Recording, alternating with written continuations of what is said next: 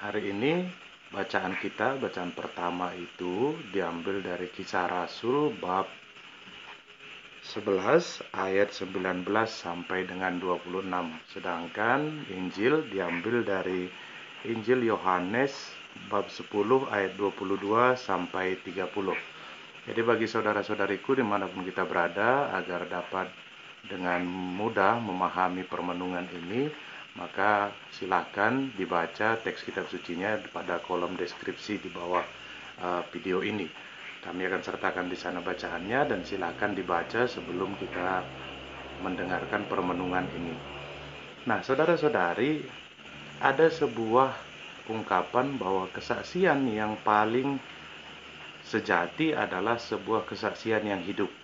Artinya, kesaksian itu ditunjukkan dalam kehidupannya sehari-hari.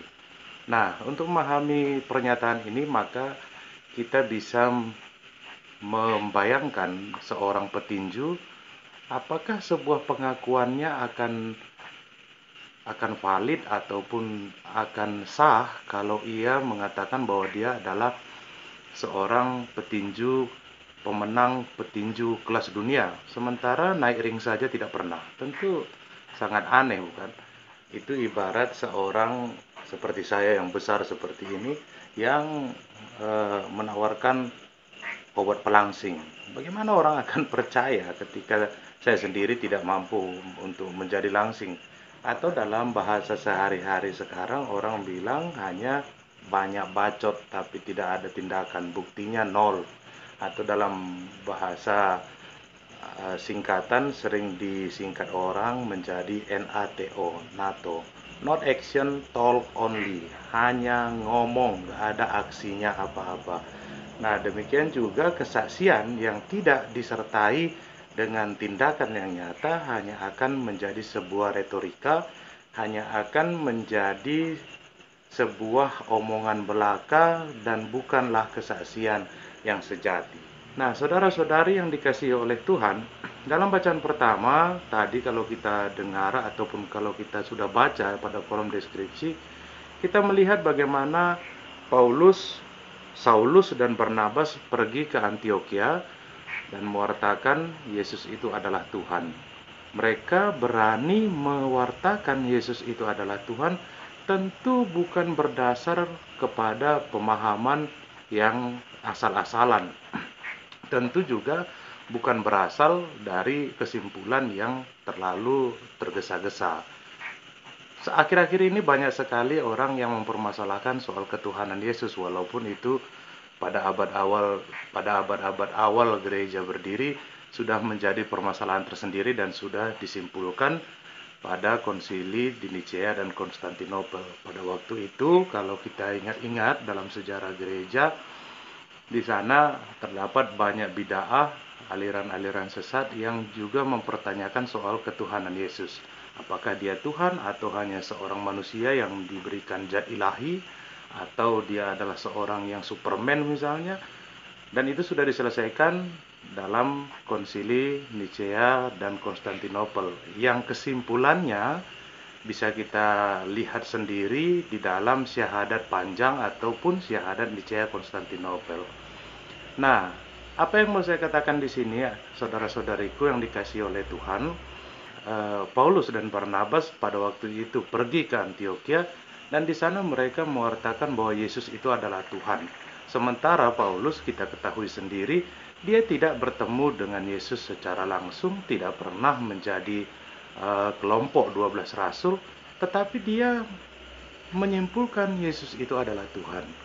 Dan itu bersumber dari pengenalan, pendengaran, apa yang dia dengar selama ini, kisah-kisah tentang Yesus, dan terutama pengalaman pertobatannya yang bisa kita baca di dalam kisah para rasul. Nah, saudara-saudari, ternyata pengalaman itu sangat dibutuhkan menuju sebuah iman yang mendalam. Tanpa pengalaman, maka orang-orang hanya akan menjadi warga gereja tetapi tidak sungguh-sungguh mengimani iman gereja. Dia hanya berjuang masuk terdaftar, kalau yang sekarang biduk namanya. Dia hanya akan berjuang untuk terdaftar di dalam biduk, basis integral data umat Katolik kalau saya tidak salah. eh, ingat kepanjangan dari biduk ini. Jadi orang hanya berjuang terdaftar di biduk, tapi soal iman gereja dia tidak mau tahu, tidak mau peduli, ataupun bahkan justru terserah. Mungkin begitulah dalam pemikirannya. Nah, pengalaman-pengalaman iman itu dalam kesaksian kitab suci yang kita dengar hari ini justru sangat dibutuhkan untuk dapat mengimani Tuhan kita Yesus Kristus dengan benar dan mendalam. Tidak hanya sekedar terdaftar, tetapi sungguh-sungguh merasakan bahwa Yesus itu adalah Tuhan. Kalau dalam perikop lain kita bisa juga baca di kitab suci Alkitab kita, di sana juga Yesus ada menuntut kepada para murid-muridnya. Kata orang, siapakah aku ini? Lalu sesudah mereka menjawab, ada yang mengatakan engkau adalah Yohanes Pembaptis, engkau adalah salah seorang dari para nabi, dan lain sebagainya. Lalu Yesus kembali bertanya, lalu menurut kamu aku ini siapa? Siapakah aku ini? Artinya butuh pengalaman iman secara personal dengan Tuhan, lalu sampailah kita kepada sebuah kesimpulan bahwa dialah juru selamat kita, dialah yang telah menebus kita dari segala keberdosaan kita, dan dialah Tuhan bagi kita semua. Bapak Ibu, saudara-saudari yang dikasihi oleh Tuhan, hal senada nampak di dalam bacaan Injil hari ini. Dikatakan tadi, saya lihat teksnya di sini supaya tidak salah dalam mengambil teks kitab suci, tidak asal comot-comot. Nah, dalam Yohanes 10 ayat 22 sampai 30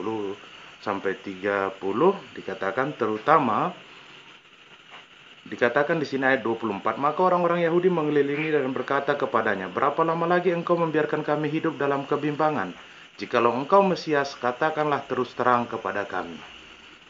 Ada pertanyaan dari sekelompok orang-orang Yahudi tentang kemesiasan Yesus. Mereka bertanya, jangan biarkan kami tinggal di dalam kebimbangan. Memang saudara-saudari, terus istimewa untuk anak-anak muda OMK, ketika kita digantung itu, perasaan kita digantung oleh orang lain, mungkin kita merasa nyesek atau mungkin kita merasa sangat sakit ya, antara ya atau tidak. Nah, mungkin begini juga lah perasaan orang-orang Yahudi ini, karena Yesus tidak mengatakan terus terang. Yesus justru mengatakan di ayat selanjutnya, aku telah mengatakannya kepadamu, tetapi kamu tidak percaya. Pekerjaan-pekerjaan yang kulakukan dalam nama Bapa-Ku itulah yang memberikan kesaksian tentang aku.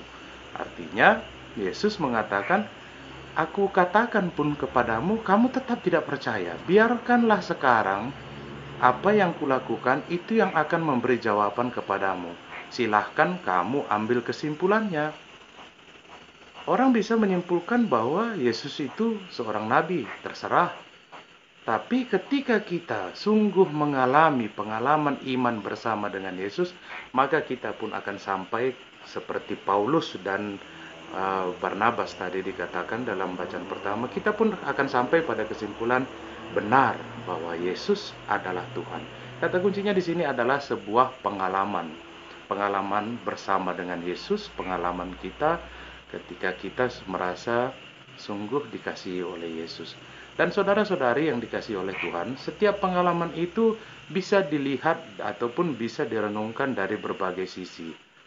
Banyak orang yang mengalami sebuah pengalaman yang buruk dalam hidupnya, mengalami penderitaan, mengalami banyak tantangan dalam hidupnya, justru sampai kepada kesimpulan bahwa Yesus ataupun Tuhan itu tidak ada. Ataupun Yesus itu omong kosong belaka, gereja itu tidak ada gunanya. Kalau saya tidak bekerja, maka gereja tidak akan peduli dan tidak akan memberi saya makan juga. Saya tidak mendapatkan upah apa-apa di gereja. Banyak orang sampai kepada kesimpulan seperti itu ketika dia mencoba memaknai pengalaman-pengalaman hariannya. Namun saudara-saudari, ketika hati kita diliputi rasa syukur, pengalaman-pengalaman semenderita apapun justru akan menghantar kita kepada iman kepada Tuhan kita Yesus Kristus. Bagaimana mungkin? Tentu itu bisa dilakukan ketika kita terbuka terhadap Roh Kudus. Biarlah Roh Kudus yang menerangi hati dan pikiran kita, dan jangan hanya mengandalkan akal kita belaka. Ketika akal kita yang kita andalkan, hati kita cenderung akan semakin tumpul. Sementara Tuhan bersabda dalam pengalaman harian kita semenderita apapun itu, justru di dalam hati kita. Kalau hati kita menjadi tumpuh, bagaimana kita bisa bertemu dengan Tuhan? Kalau hati kita menjadi tidak terbuka terhadap bimbingan Roh Kudus, bagaimana mungkin kita sampai pada kesimpulan Yesus itu adalah Tuhan? Kita justru akan seperti orang-orang Yahudi itu yang justru sampai hari ini masih berada dalam kebimbangan. Maka saudara-saudariku yang dikasihi oleh Tuhan, mari kita juga memberikan kepastian terutama pada diri kita sendiri terlebih dahulu melalui sebuah refleksi atas pengalaman-pengalaman hidup kita selama ini.